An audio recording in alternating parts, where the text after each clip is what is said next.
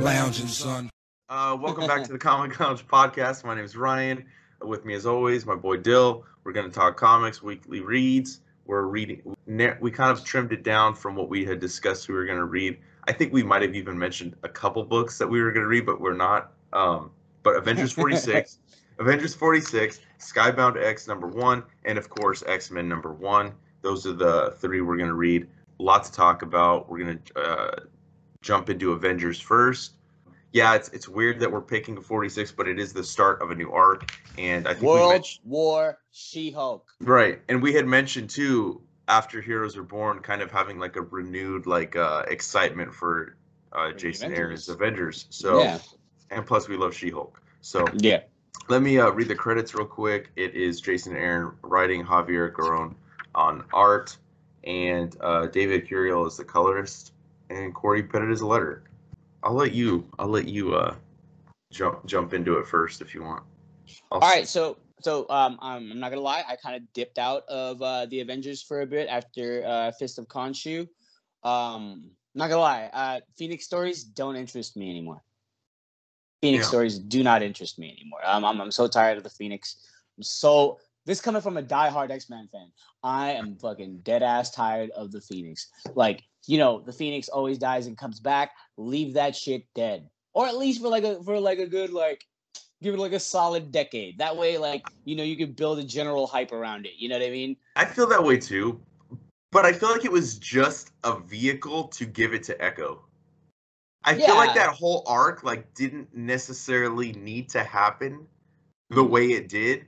Like, I feel like that could have been trimmed down and been part, maybe her getting the power, part of something different, instead of a whole, battle royale between people fucking fighting to see who was going to get it, you know? But whatever. Yeah. I get it. You know what I mean. I get it. There's too much Phoenix. Every time the Phoenix comes, it's all impending doom, but then it ends. But then, a resolution happens, and then the Phoenix goes away. I'm tired of Phoenix stories. But anyway, I digress.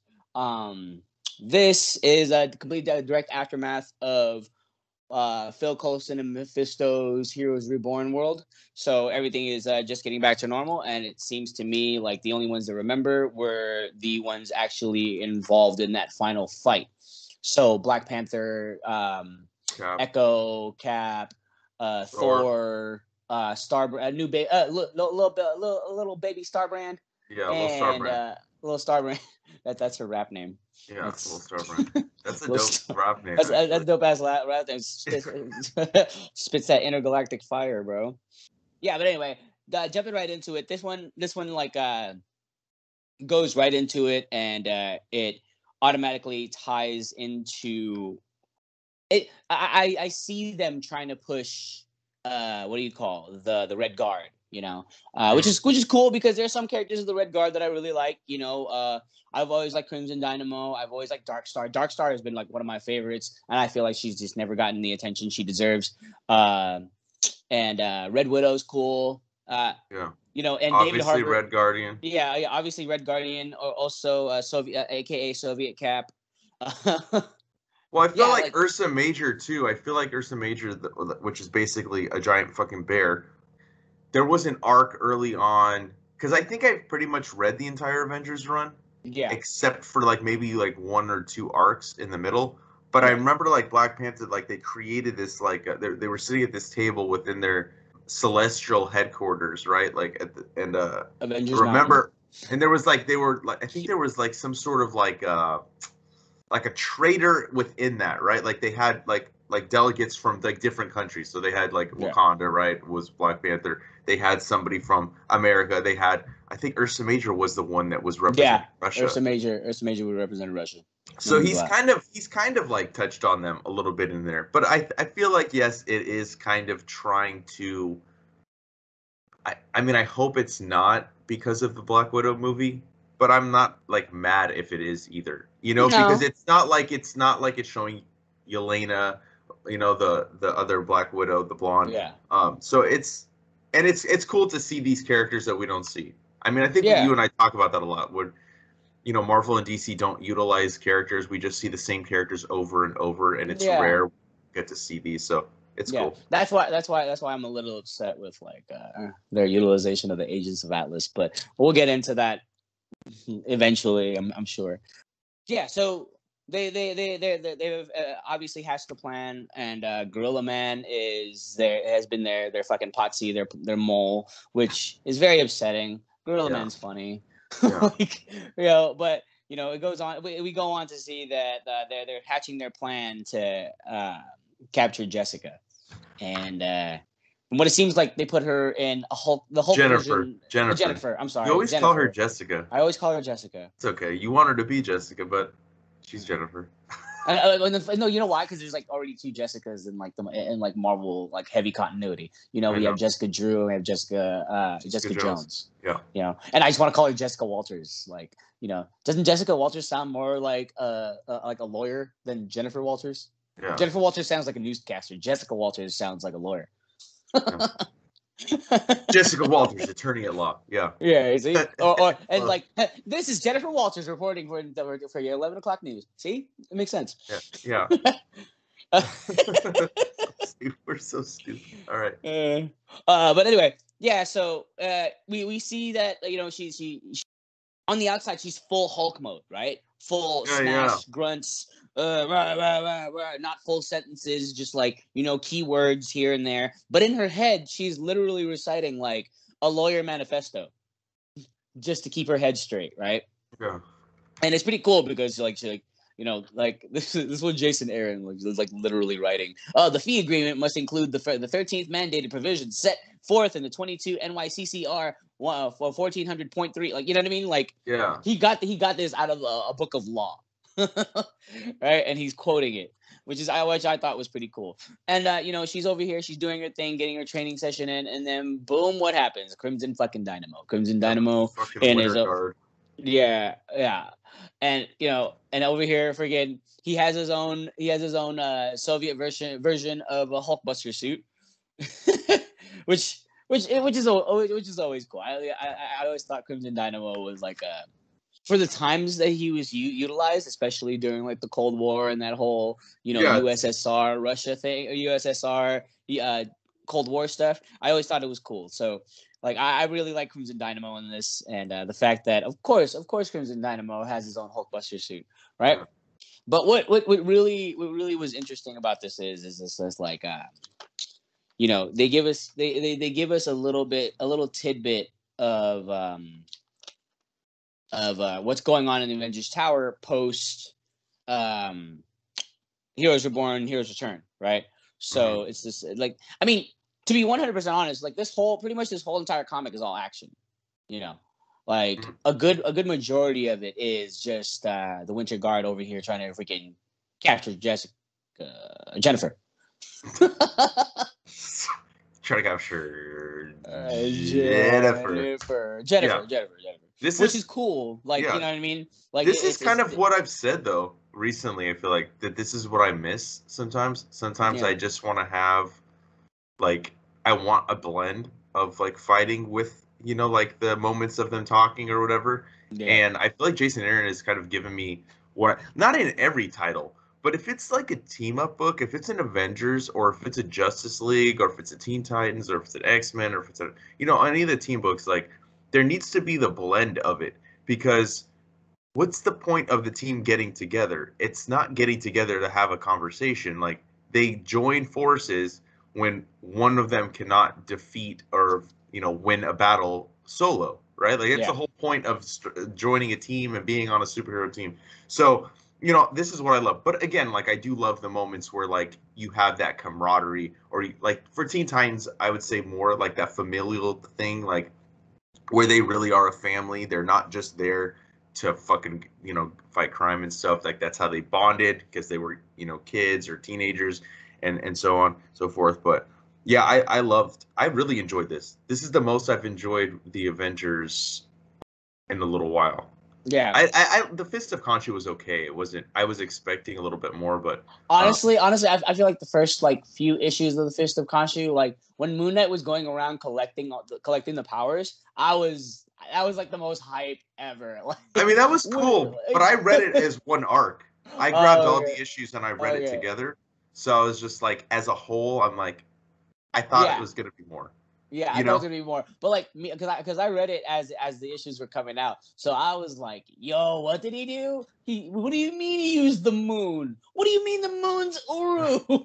Yeah, like, you know what I mean? I had to be just super hyped, and then especially like when this fool brought the whole army of the dead to Wakanda, like it was it was cool. There was moments. It just overall it didn't do it for me. But but this one's good. This I kind of feel like this one's kind of following in stride, because if anything, Jason Aaron knows how to end issues, and he always leads with a fantastic cliffhanger. And the cliffhanger here is like, looks like they put Jennifer in her own Hulk version of the Red Room. Right? So and if you guys know anything about the Red Room is a place of brainwashing.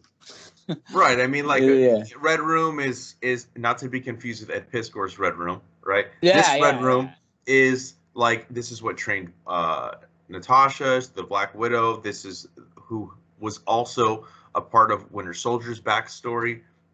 So like, this is going to be very, very interesting to see what takes place. I mean, she even turns into a red She-Hulk, right? At the end. But like we talked about traitors. I don't want to get into it, but you also learned there's another traitor within the myths of the Winter Guard in here, which is kind of interesting because like I wasn't expecting it from like when I was reading early on. I want to see more of Lil Starbrand. I think that it'll be interesting to see how that's going to play out. Echo, keep saying Echo with the Phoenix Force. She's getting her own miniseries that's coming out, I believe, that's gonna be cool. in September. Like, and I love Echo. Like going Echo's back dope. to like I want to read that with you for the podcast. That second volume of Daredevil after right when Kevin Smith left, David Mack wrote those issues, and it's such a good follow up to that, and David Mack is sick anyway. Like. Plus Echo, and like I love when she's interacting with Daredevil, because like that's where she was originally created, right? Like she's deaf, he's blind, so like them being in that relationship, right, and that contrast was just such a. It's not that crazy of an idea, but I was surprised nobody had done it before. You know what I mean? And it was executed really well. It was executed really well. Yeah. So like, I'm down to read that. We'll definitely get it. We'll definitely get that.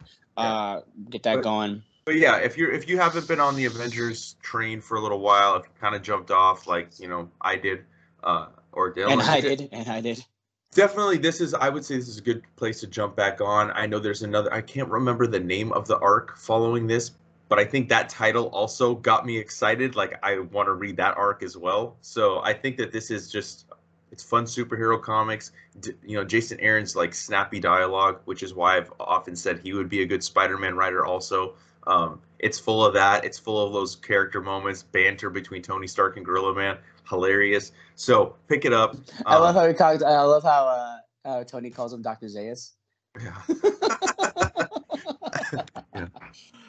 I really love who Tony's become in comics, even though. Because he wasn't like interesting at all before the movies, and they've taken some of that's like one of the examples of like the MCU and kind of influencing the comics that I've enjoyed.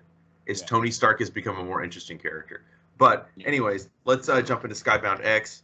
I love Skybound. I've been you got that cover? Okay. I got the Clementine cover. Clementine holds a special place in my heart. I played the game. I never played the game, so she has no place in my heart. But I really love. We'll get into that story. But this book is a Dodgers hat, which is it's not really a Dodgers hat, but that's what I call it. That's what you see it as. Okay. So this book, I've been super excited for, because everything Skybound has done, pretty much everything. I haven't read everything, obviously, but you have Walking Dead, you have Invincible, you have Ultra Mega, which is a newer one. You got Super Dinosaur, you got like the Science Dog, you have all these, and then all the other titles. Excellence is now in that mix. Stillwater is in that mix. Like there's a bunch of titles. Firepower. Fucking Firepower. Outcast, Oblivion Song. I mean, there's so many, right? And to see that this is the what they planned for the anniversary, the 10-year anniversary, and what they're going to continue to do pushing forward. We're going to see a bunch of first appearances throughout this 6-issue series. We're going to be talking about every one of them, by the way, on the podcast. We'll be reading. I think it's a weekly book, so this will be one of our reads every week because it's going to be different stories. The only story that's going to run through, and I'll read the credits and then we'll jump into it, is the Rick Grimes 2000, which, by the way, I love. So Kirkman wrote that. Ryan Ottley, Cliff Rathburn, Dave McCaig, Russ Wooten on that, and then we have the Ultra Mega story, which is James Herron, which is just kind of, and Dave Stewart, continuation of his Ultra Mega series, which is coming out right now. Manifest Destiny, which I've never read.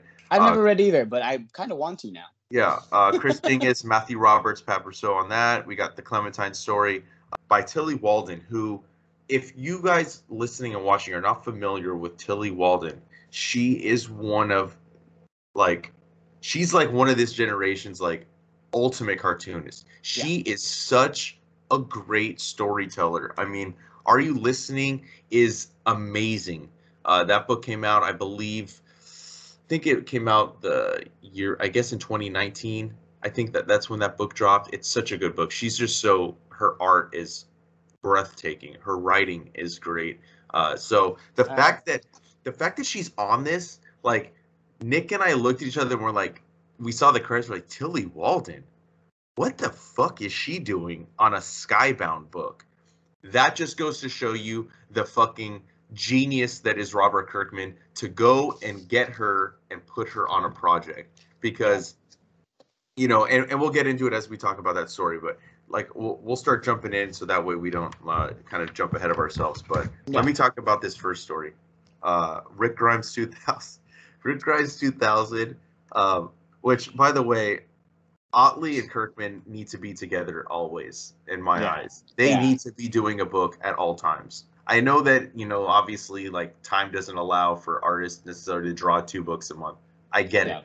But Otley, when you're done drawing Hulk, please come back to Kirkman. Let's get some more stories from you guys, because come back home. Come back home to Skybound. Magic comes from those two. So I love that this is like, you know, you see a little very brief recap of the Walking Dead world, except now you see aliens coming. And that was originally how Kirkman pitched Walking Dead to Image, right? Like, because they wouldn't do a zombie book. So he went to Jim Valentino. He's like, okay, so there's zombies, but the reason there's zombies is because aliens infected the planet. That's how he got the book published. He had no intention of ever having aliens be a part of the book, ever. You know what I mean? But because the sales are good, they let it run. They let him ride it out. You know what I mean? And the rest is history. So the fact that he's now, it's just funny that he's now doing that in this story and getting to, like, you know, Rick wakes up. But what I like, though, is that Rick is already a developed Rick. It's not like Rick woke up out of the coma and the zombies were there and the aliens were there. This happened after a good chunk of the story. Like, you know, after obviously after the prison already, right? At the very least, obviously. Right, a lot of events took place. Yeah. Already, so he's already a seasoned, zombie killing Rick Grimes. Yeah. Right. So. Right, and like you're seeing people like Tyrese is there, who you know was gone for a long time in the books. I don't remember Martinez at all, but that's neither here nor there. I love that there's you see a fucking lightsaber come through a zombie's head, and it's our girl Michonne. I don't want to get it's Michonne. I don't want to get too into like some of this stuff because some fucking crazy shit happens in this story. But you also see the governor somehow. Lori's back. And just like hearing that the original pitch is now incorporated into this Rick Grimes 2000 story with the aliens is just, it's awesome. And you know what the best part about it is? Ryan Otley's fucking art.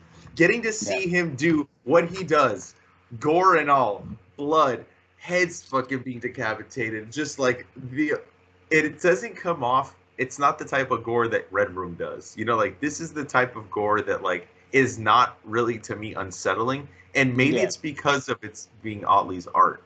Because his art is so, like, it leans more towards a cartoony side, I guess. I don't know how else. Yeah, No, more no, towards it's definitely more cartoony, and it's not like it's violent blood, but like it's understandable. Whereas books like Red Room, it's just like It's unsettling. it's unsettling. It's just unsettling, and like it's unsettling just being black and white too. That's another that's how you know it's unsettling. You're like, ugh. You imagine Red Room in color? Ugh. Yeah, I probably want to throw up. Yeah. But this story, by far, like, it set the tone. I was smiling. And I don't smile often when I'm reading a comic book, but I was smiling as I entered each page. And just like in the original Walking Dead run, every time I see Laurie's face, I want to spit in it. Like, you stupid. Like, you're so dumb. Like, I hate you. Like, Laurie was definitely one of the characters that I like really hated. I hated her more in the show. Oh, I hated her way more in the show. I hated her way more in the show. Oh, dude, she's such a bitch. Yeah, but this story, phenomenal. Like, I want to try when we're talking about these. We're just gonna like no spoilers because like you guys should pick this up. And by the way, let me say one more thing before we go for $4.99 for a square bound book. Yeah. With fucking 4 stories. Great fucking deal. Beautiful packaging. I mean, like, you couldn't ask for more. That's a great price. I thought this book was going to be like $6 or $7. Yeah, originally. I thought so too. And so I was pleasantly surprised to see that it was such a cheap price point. Thank you, Kirkman, once again for like always doing shit for the fans and like, because obviously like he could have charged more and he didn't, and I appreciate that. Ultra Mega. I think we've talked about this book. Ultra Mega is definitely one of the sleeper hits that for me. Like, I mean, I'm behind like an issue or two, maybe. I'm behind one issue. Yeah, but it's such a great story, and what I like about here is you get a different perspective of the Ultra Mega origin. Right, you get it from a pedestrian on a pedestrian level, and when I mean pedestrian, I literally mean like one of the characters telling the story is a pizza guy who literally saw the final battle with the original Ultra Mega. Right. So this is like we're getting backstory that we're not getting in the main series, which is kind of interesting. Yeah, and it's the art is phenomenal. Like it's like Ultra Mega is panning out to be one of my favorite books this year, easily, hands down. Yeah, I'm waiting. I'm waiting until the first arc is done, so I'm not going to catch up because I definitely want to like go deep into that fucking first volume with you. That first issue, it literally was like multiple origin stories happening at once.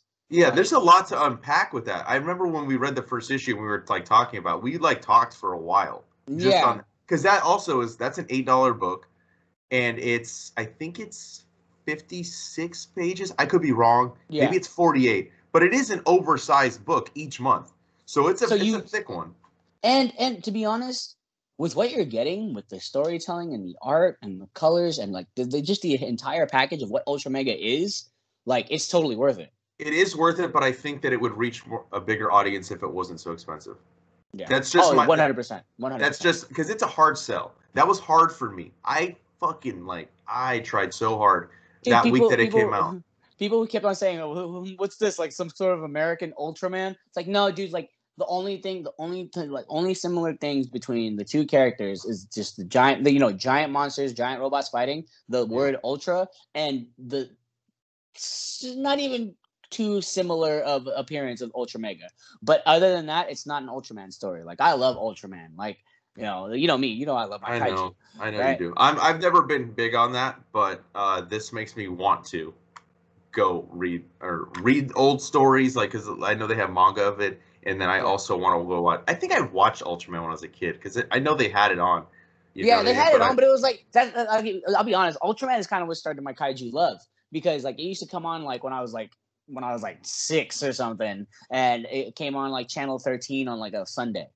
Like, yeah, I remember. I think I watched that. I had the action figures, so I had to have watched the show. Because why would I have the toys? So. And it came with the whole way. It was actually prior to the Power Rangers, and Haim Saban, doing his whole thing of like integrating the whole Super Force, friggin' Super Sentai, Super Sentai, friggin' all that. But yeah, Ultraman was it, and Ultra Mega is not that. Like I said, aside from those three similarities, this is a completely different story. This is such a well-told story, such a unique take on what kaiju is, right? Right. And I honestly, Ultra Mega. Everybody needs to read Ultra Mega. If not in individual comics, at least read like when it's collected. And I feel like when it's collected, it's gonna be a thick boy, and it's gonna be beautiful, and I wouldn't mind seeing it on a more like oversized like format. You know what I mean? That'd be cool. I think it would. I think that this is a good snapshot into what Ultra Mega is, and if people haven't already picked it up, this might get people to pick it up because it was a really good story. James Aaron's doing amazing work. The Manifest Destiny story, I haven't read it. This also is. I don't know the characters, but the characters aren't about. This is not like what the main characters are in Manifest Destiny. So this is kind of a weird, outside looking in, a weird choice to make it because like it's about Lewis and Clark. The real series, is about Lewis and Clark, but they're fighting like monsters and shit like that and discovering that kind of stuff. So that's kind of what I was thinking I was going to see. And I was thinking that, I'll read it and then it might entice me to actually finally pick up the book. It did not do that. And it's like, I don't know. It's just It's super fucking silly. The art is great. It's not bad writing. I just don't know. I don't know. You have no context into. I have no context of why characters. Yeah. So I think, and especially because, look, it even says it, Manifest Destiny, and each one has a little caption, right? It says in 1804, Captain Meriwether Lewis and Second Lieutenant William Clark set on an expedition. So it doesn't even set you up for what you're reading. No. That's my one flaw for this book is that at least if you're gonna do a story that's not based on the main characters of their series, then at least explain why I'm seeing a bunch of fucking pigeons or birds. You know what I mean? Doing their thing. I don't know. But the art is so good. It is great. The art is fantastic. I think it's absolutely silly though. I mean, it reminds me of something you would see on Animaniacs or Pinky and the Brain. These ultra violent. Ultra violent, yeah. But and that was great. I was expecting more. That's right. I was expecting something different, and I think that's why I was mildly disappointed. But I still enjoyed this story. But now we're gonna get to the final one. I already sang her praise about Tilly Walden. I'll let you jump in with Clementine because I have not played the game, so I don't know the games. There was two. I didn't play the second one, but I definitely played the first one. Okay. And Clemmy, little Clementine, she is out of the whole Walking Dead world. She is definitely one of the characters that really resonated. As far as when I think Walking Dead, I think four or five characters, and Clementine is definitely one of them. Okay. Right. Her story, much like every other protagonist in any Walking Dead title, is a story of heartbreak, of loss, of rebuilding, of all this, of everything humanly imaginable in a zombie apocalypse, right? And the fact that we kind of get to see almost her end game. So Tilly Walden has a Clementine book coming out, or that's come out already. It's coming out coming out in June next year. Yeah, because Skybound, and that's what I was going to talk about once you were done talking about the story. They're starting a YA imprint. Genius. Oh, fantastic. And I don't know if you remember, I don't know if I told you, but I've said it. I don't know why Image has not jumped into the YA genre. Why they haven't done it yet. And then Kirkman, I think I said this last month. And now they're doing this. I think it's brilliant. I think that Image should have been doing this all along. There's no reason why they couldn't have an all ages imprint or have stuff like that. Maybe not all ages, but YA. You don't have to only do stuff for a mature audience, because that's not all comics is. So I'm glad to see it. Go ahead. Yeah. And what I like about this, it's it's not very wordy. It's a more set in environment. You know what I mean? This is beautiful. I am very excited for this.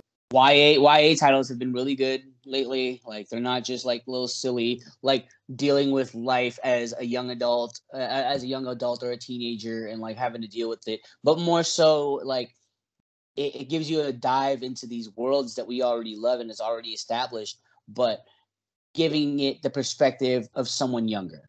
You know what I mean? And Clementine does that. Like in the video games, Clementine starts out, she's like maybe 10. I think they said 8, right?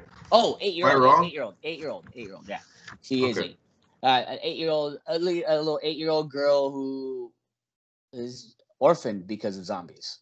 So you essentially kind of see her grow up. But the Clementine we see here is a damn near grown up, already adult Clementine, right? And I love it. And now she has the responsibility of a child. I want to see. I don't know if they touched on that in the second game, but I want to see that being touched on in the YA titles. This is fantastic, dude. This is some of the best. This is some grade A stuff here. It's all black and white. It's written, drawn, and drawn by Tilly Walden and lettered. I love the lettering. The lettering is just like it adds to it because she's drawing her own word balloons. She's writing. I'm assuming this is hand lettered. You know what I mean? Yeah. Like this is not a font unless she created this font, but I don't think so. Like it's just got everything that I love about comics, black and white, hand lettered. Oh yeah, it's definitely hand lettered. Like, you know, it's an easy way to tell how I can tell if it's hand lettered. Look at the A's, the lowercase A's, and how they're drawn. Oh, they're all different. Yeah, they're all different. Yeah, lowercase A's, lowercase E's, just something simple.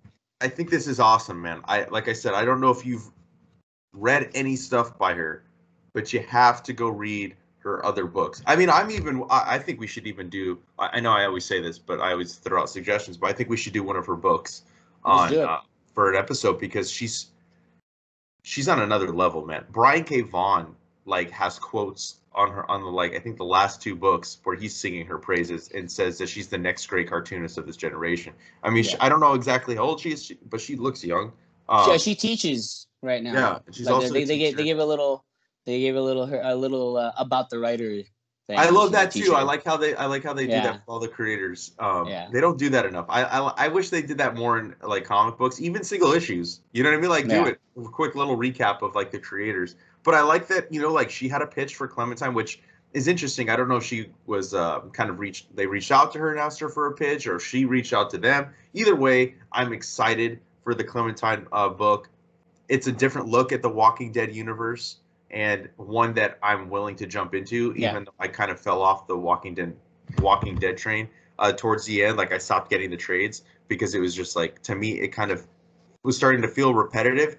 So I never actually finished the run. I read the last issue just to see how it ended, but this is exciting. What I liked here too is the little things that they're kind of alluding to. Hopefully they'll touch on in the Tilly Walden story. The little kid AJ is wearing her hat. I'm like, oh wow, who's this kid? I don't know who this kid is. And she has a peg leg. I'm like, whoa, how did that happen? You know what I mean? There's all sorts of really cool stuff happening here that I'm really looking forward to finding out about. And I know I'm sad we have to wait a year. Yeah, and you know what? It's like this. It's you want to give teasers. This is how you give a teaser. Yeah, this is how you hype. And that's what this book is going to be, the series, right? Because you see the preview not preview, but you see the covers for issue 2, and it's going to have Rick Grimes 2000 again, Birthright, Stillwater, and Everyday Hero Machine Boy. Everyday Hero Machine Boy is another first appearance. That is going to be another book in the line of Skybound Comet, which is their YA middle grade imprint.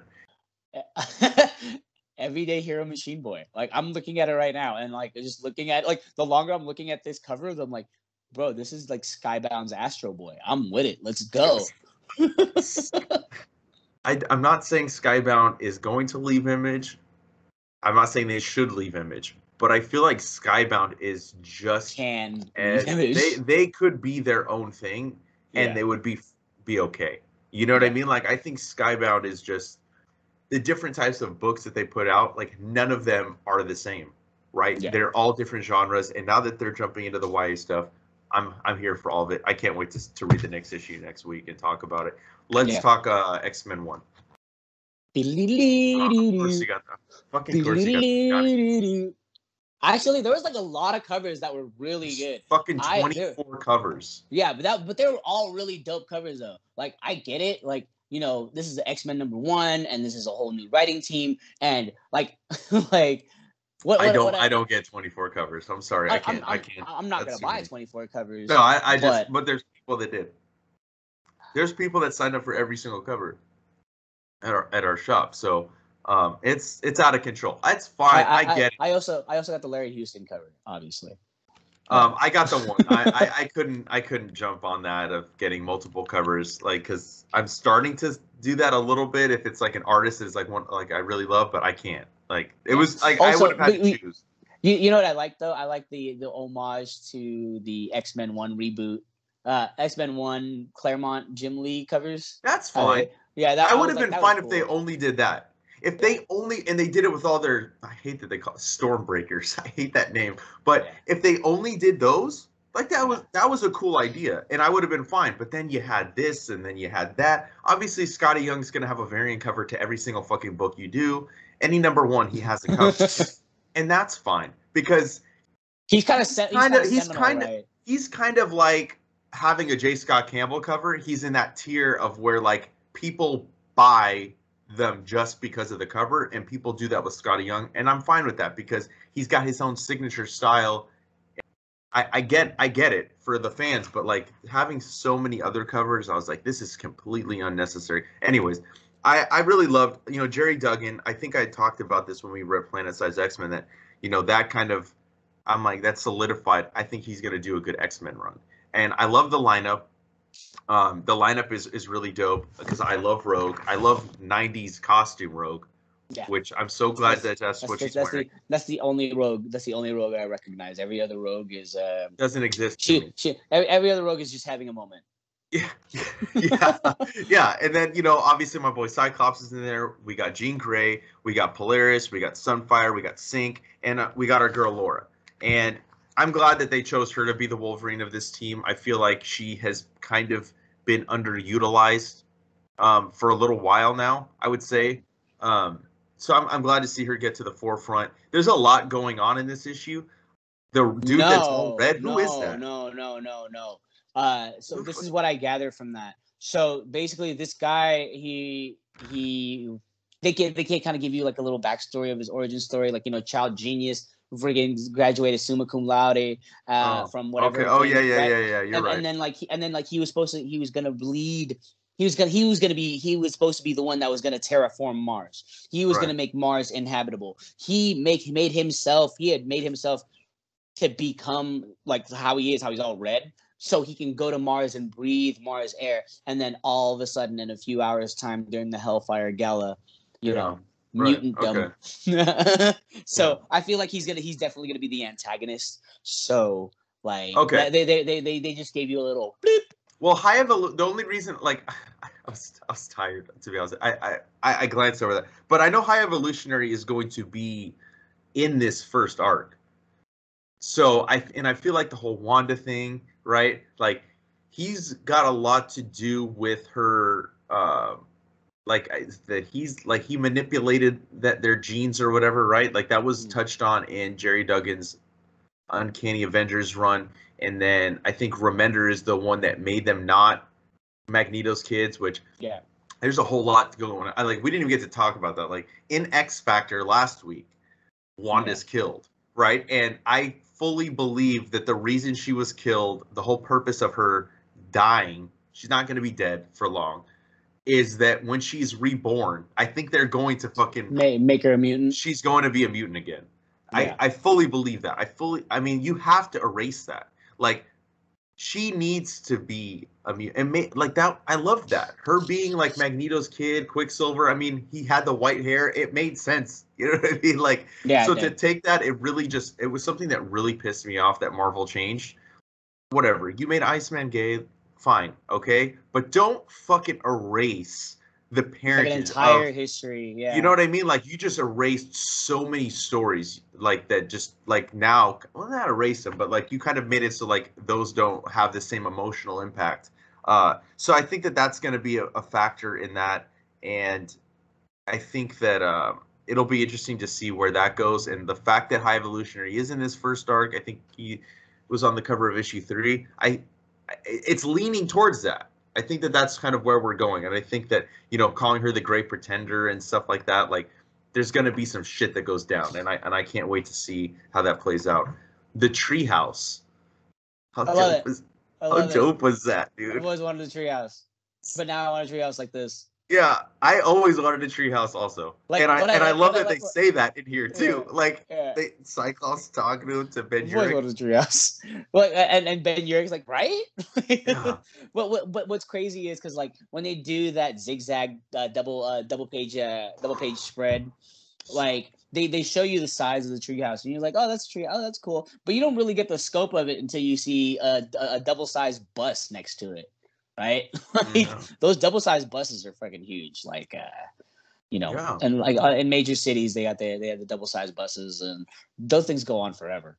Yeah, I just think it's crazy too, like the first of all, because like the whole point, well, not the whole point, but like, X-Men didn't have an actual team from Yeah. the beginning of Hickman's run. Like there wasn't like we are the X-Men, right? Yeah. And now that there's a team, I love that they have a headquarters And in they're New York. and they're back to superheroics. Yes, that's Right? I love it. I mean, that's kind of what we haven't really seen for the past. Is it been almost 2 years? It's been about 2 years, right, since Yeah, been Hickman about 2 years. started. Yeah. About So 2 years. it's cool to see that come back.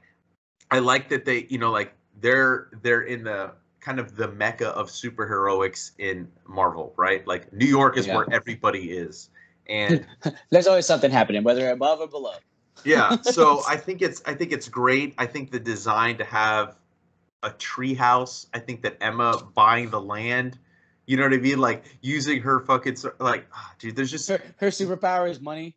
yeah. I mean that's and you get that little data page right where she talks Yeah. about how she rocked the New York real estate world by wielding her superpower, her checking account. That's awesome, dude. And like, as much as I love Hickman and I love his writing, Jerry Duggan has a little bit more of a lighthearted tone. I mean, I think it's evident in his Deadpool run. Oh yeah, like 100%. to see him have take the reins for this X-Men book, I'm really excited. Marauders has kind of consistently been one of the X that I love. 100%. Marauders So, was from the jump from release. Marauders never left my poll, never lost my interest. yeah. Jerry Duggan. I mean, I love Deadpool. Like especially the Dead Presidents run. That was like one of my favorite Deadpool runs. Yes. You know what I mean? Yes. I really like. I like the lightheartedness he brings to the characters. Him pairing up with Pepe Larraz is phenomenal. we didn't say that either. Pepe Larraz coming back to the X books. I'm here for Marte Gracia, like the colorist. He does phenomenal work. But Pepe Larraz and RB Silva were, to me, just as important or Powers of 10, House of X, Powers of 10 books, right? Like the art was great on that, and I'm glad he's back on this, and hopefully he is the main artist and we don't see too many fill-ins, because it just takes me out of the book when there's too many fill-ins. But yeah, this book's full of action, full of like these just great character shots, like first Rogue's flying in the city, and then you see the rest of the team join in, and we were talking about fucking, like kaiju Power Rangers stuff, like the fuck, they basically create like a Megazord out of metal. Like I don't know how else to call it, but that's what they create. An X-Men Megazord. X-Men Megazord. That's it's awesome. Great. And it's fantastic because they literally pool together all their powers. Yeah. They do the whole synergy thing, like, and they create a fucking a Megazord with that friggin' amplifies not only Cyclops's optic blast, but freaking Sunfire, who, by the way, Sunfire, his character design in this, I fucking love it. I love how they kind of touched on the old Age of Apocalypse design, plus, but like giving it more of a, not making it look so threatening. You know what I mean? Yeah, that was always his best design. Yeah, that was 100%.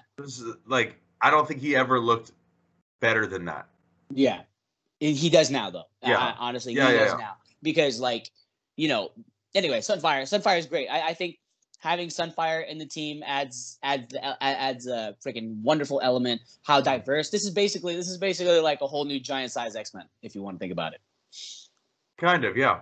They're just missing. They're missing their Ratchet guy. They need a Ratchet guy, which is probably going to end up being Laura. But yeah, this is fantastic. I love this. This is a great team. Yes. Like I was a little worried when they were like, oh, we're gonna have a new team of X-Men, like da da da da. Because I feel like this team is different enough, but also has familiar traits that'll keep old fans like you and I. Right, and they all have completely different power sets. Mm-hmm. There's no overlapping, really. You know what I mean? Yeah. Like, I guess, Rogue can be whatever the fuck she wants, really. She can take whatever powers, but yeah, I think that same thing was Sync. Same thing with Sync. Yeah, and who was it that told Rogue, like, oh, I got you next time? Or whatever, or I owe you Polaris, and she's like, we're a new team. I'm sure you'll have plenty of opportunities to fucking pay me back. Like that, like just that too. Like, and then the team, how like the Avengers and the Fantastic Four were like gonna help them, right? And she's like, I hope we'll be done with this by the time you guys are here. And they're like, dude. Oh, we're about 3 minutes away. Like, we'll be done. It's fine. Yeah, it's awesome. I mean, there's just so much. Go ahead. And can we get a little shout out to Laura and her new version of the fastball special? Yeah. she gets launched out of the giant robot. I know. It's fucking awesome. It's just everything about this. Everything about this is just, it's fun, dude. It's like I said with Avengers, right? Like, we have the perfect blend of what you want to see with a superhero team book, But I like this better. I mean, I like this better than Avengers, obviously. And I think that I've always liked the X-Men more than the Avengers. I think there was a period 100%. Of time when X-Men was not that good, so Avengers kind of jumped ahead. Yeah. But X-Men has been at the top, for the past couple of years since Hickman took over. And this might be one of the 2 years. This might be one of my favorite X-Men issues, single issues, in a bubble, right? That I've seen. And I can't wait to see like what we have next. Because I missed this the first time around. I just caught it right now. What are you looking at? But when they reveal how the giant kaiju came to New York, how it's like all of this part of this whole intergalactic casino. Yeah, Game World. Yeah, Game World. You saw High Evolutionary, right?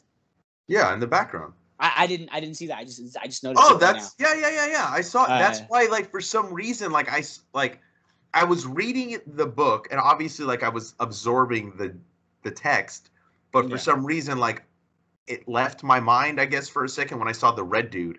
So that's why I assumed he was High Evolutionary, because yes, he, like I said, like, he's on the cover to 3, so it's not like a. I just didn't know he was in this first. Because they hide him really well. Yeah, they do. They hide him really well in the background. Yeah, and so like these alien designs that Pepe Larraz comes up with, dude. Yeah. They are just so next level. They're just so next level. Like, they're just so unique. Like, these are aliens I've never seen before. Like, I never would have concocted. like, you have a guy, you have an alien that literally lives in a freaking carcass of a dead astronaut. Like, what? So good. And I want to know, like, who that dude is at the end. Like, that's kind of in the shadows. I don't know if it is High Evolutionary. I don't think it is. But talking about I've labored so long to be. Is that dude that was trying to terraform Mars? Okay, because he's like, he says Krakoa is a dangerous tumor on the planet. And fucking he has to know how the mutants are resurrecting the dead. That's how it ends. And then you get the conspiracy theorist room of red string. I love that.